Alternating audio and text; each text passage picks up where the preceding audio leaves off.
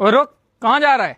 महारानी के पास जा रहा हूँ इनाम लेने। मैं तुझे अंदर जब ही जाने दूंगा अगर तू अपने इनाम का आधा हिस्सा मुझे देगा। ठीक है। लेकिन एक सेकंड, बताओ तुम्हें क्या इनाम चाहिए? मैं अपनी इनाम कान में बताना चाहूंगा। ठीक है, आके बताओ। इतनी अजीब इनाम क्यों मांग रहे हो? दरबार के सिपाही ने मुझसे कहा है तुम्हें अंदर जो भी इनाम मिले उसका आधा हिस्सा मुझे देना पड़ेगा, इसलिए मैंने ये इनाम मांगी है। ठीक है, उस सिपाही को बुलाया जाए।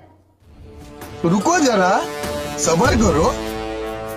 ये लड़का अपने इनाम का आधा हिस्सा तुम्हें देना चाहता है और मैं इतनी खुश हुई कि इसके इनाम का आधा नहीं पूरा हिस्सा तुम्हें देना चाहूंगी।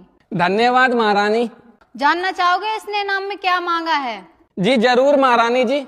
इस लड़के ने इनाम में 100 कौड़े मांगे हैं।